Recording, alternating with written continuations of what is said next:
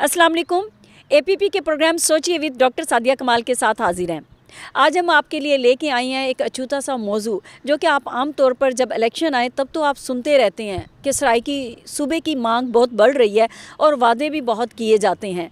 लेकिन क्या सराइकी जो कि 8 करोड़ हैं तादाद में, उनको उनका हक मिल रहा है? वो चाहती हैं कि हम इस पसमानदगी और महरूमी से बाहर निकलें। इसके लिए आवाज़ें तो बहुत आती हैं और मौजूदा हुकूमत ने 100 दिन का वादा किया था और सेक्रेटेरिएट बहावलपुर में और मुल्तान में बना दिया गया है। और गुज़श्ता साल जब मेरी मुलाकात शाह महमूद कुरैशी साहब से हुई तो उन्होंने भी कहा कि आवाम को, यानी कि सराइकी आवाम को चाहिए कि वो प्रेशर बिल्ड करें और इस प्रेशर बिल्ड करने से आगे बढ़ें। और फ़रतुल्लाह बाबर साहब के दौर में एक कमीशन भी बना था उनके नाम से, और उस कमीशन का मसविदा भी मौजूद है। उसके बारे में भी बहुत सारी बातें कही जाती हैं कि अगर मौजूदा हुकूमत चाहे तो 2/3 अक्सरियत उनके पास है और वो एक आइनी ऑर्डर के ज़रिए सूबा बना सकते हैं। तो इसमें आखिर पेचीदगियाँ क्या हैं और ये तहरीक कब से चली, और अब ये तहरीक चलते चलते अब इस नहज पर आ गई है, आगे होगा क्या? जो 100 तंजीमें बनी हुई हैं उसका इसमें रोल क्या है? तो इसके लिए हमारे साथ पाकिस्तान सराइकी पार्टी, जो कि सराइकी तंजीमों में सबसे पहली बाकायदा मुनज़्ज़म रजिस्टर्ड जमात है, उसके इस वक्त मरकज़ी सेक्रेटरी जनरल अकबर अंसारी साहब मौजूद हैं। अकबर अंसारी साहब एडवोकेट हैं। इनसे हम जानते हैं, क्योंकि जो जमातें हैं उनमें नुमाइंदा जमात पाकिस्तान सराइकी पार्टी है और ये हर जगह पर, हर फोरम पर, पाकिस्तान सराइकी पार्टी के फोरम पर सूबे की आवाज़ उठाते हुए और बहावलपुर और सराइकी सूबे की जो डिबेट है वो लड़ते हुए हर जगह पर भरपूर तौर पर नुमाया नज़र आते हैं। जी अस्सलाम वालेकुम अकबर अंसारी साहब। वालेकुम सलाम।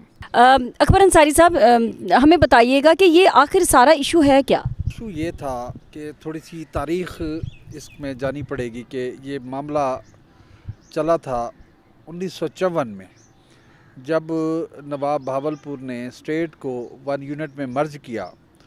तो हमारे खानपुर से एक वकील साहब थे, रियाज हाशमी साहब, तो उन्होंने नवाब साहब की इस मर्जर एग्रीमेंट को पहले हाई कोर्ट में और फिर सुप्रीम कोर्ट में चैलेंज किया, इस बुनियाद पे कि ये मर्जर जो था, इलाहा की हद तक तो मामला ठीक है, मर्जर या तो अवामी राय रेफरेंडम होना चाहिए था, या जो स्टेट लेजिस्लेटिव असेंबली है वो इसको अप्रूव करे। तो हाई कोर्ट ने तो इन लिमनी खारिज कर दी कि you are not agreed person, हालांकि वो being citizen of state Bahawalpur वो एग्रीव्ड थे और उनका राइट था कि वो जाके ये बात करते। लेकिन जब सुप्रीम कोर्ट में 1956 में जो अपील हुई तो उसमें नवाब साहब ने तो कहा कि मैं जो है इस हद तक दुरुस्त तस्लीम करता हूँ जो मेरा एक्ट है। लेकिन अदालत ने, ये एक तारीख़ी बात कर रहा हूँ, कि कश्मीर के मामले में हमारा मौक़िफ़ और है और बहावलपुर के मामले में अदालती फ़ैसला और है। तो अदालत, सुप्रीम कोर्ट ने करार दिया कि ये नवाब साहब का जो इंडिपेंडेंट एक्ट 1947 है उसकी दफ़ा 7 सब दफ़ा 2 के तहत ये नवाब साहब का अख्तियार शाही है कि या तो वो मर्ज हो जाएं या इल्हाक करें। इसमें स्टेट लेजिस्लेटिव असेंबली या अवामी राय की कोई वक़्त नहीं है। तो ये एक वाज़ेह तज़ाद है कश्मीर के मौक़िफ़ में और ये पाकिस्तान की हिस्ट्री में और बहावलपुर के हवाले से। तो फिर उन्होंने वो एंटी 1 यूनिट फ्रंट बनाया कि आप जो है ये 1 यूनिट जो है तोड़ें, और मतलब है कि जो एडमिनिस्ट्रेटिव यूनिट्स हैं और सूबे जो हैं वो बहाल करें।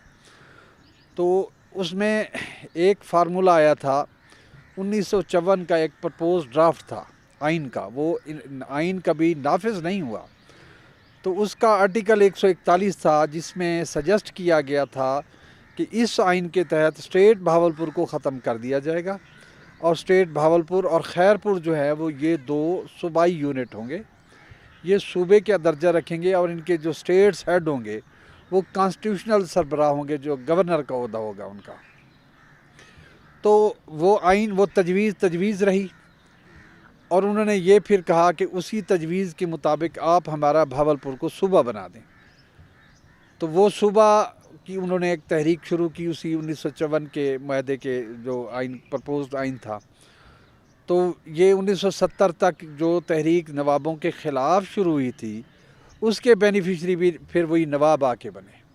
तो 70 का इलेक्शन उन्होंने जीता और फिर भुट्टो साहब के साथ आगे वो इलाक कर लिया उन्होंने, और भावलपुर सूबे की तहरीक से वो मुनहरिफ हुए। तो भुट्टो साहब ने ये कहा कि ना तो स्टेट रिवाइव होगी और ना ही 3 डिस्ट्रिक्ट का कोई सूबा होता है। आप कौमी सूबे की बात करें तो सादिक हुसैन कुरैशी के घर में मीटिंग हुई, तो भुट्टो साहब की तजवीज़ पे फिर 1975 में सराइकी कॉन्फ्रेंस हुई।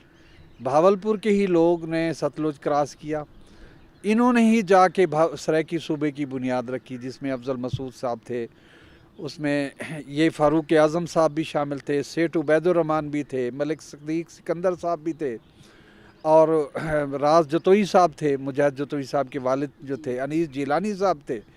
ये भावलपुर के अकाबरीन सारे इन्होंने सतलुज क्रॉस किया, और भी बड़े नाम हैं। तो इन्होंने जनाब वहाँ जाके मुल्तान को सबको इकट्ठा किया कि आए हम लिसानी बुनियादों पे सूबे की जो है वो बुनियाद रखेंगे। तो ये तहरीक चलती रही, ये हमेशा पुरअमन रही, आइनी जमहूरी रही। कभी हमने वायलेंस भी नहीं गए, कभी बंदूक नहीं उठाई दूसरी तहरीकों की तरह, क्योंकि हमारा ये एक आइनी हक था। और मुल्तान भी historically not part of Punjab का हिस्सा नहीं था।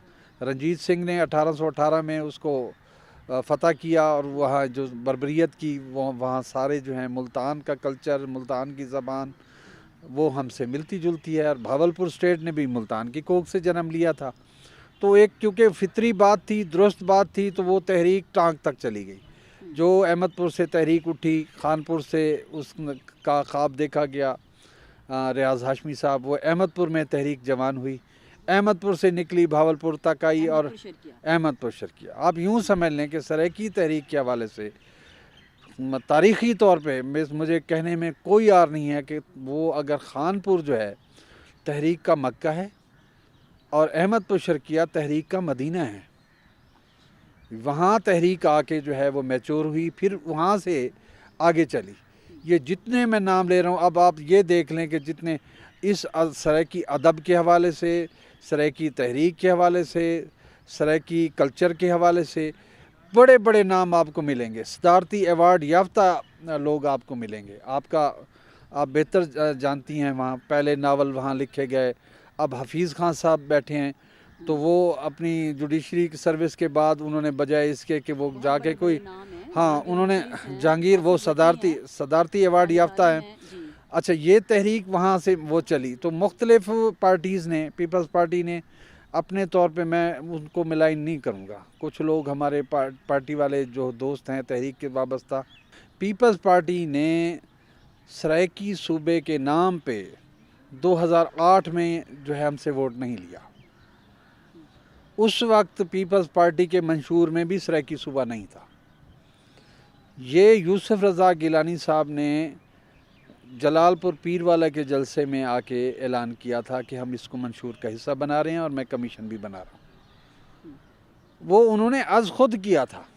बहरहाल उन्होंने कोई अमली पेश रफ्त की, अगरचे वो हम 100% हमारे लिए काबिल कबूल नहीं थी।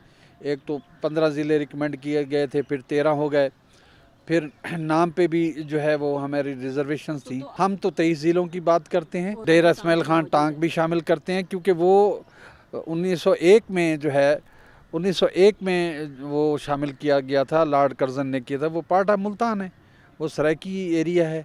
सराइकी सूबे की तहरीक क्या है, और ये एक लंबी जदोजहद है।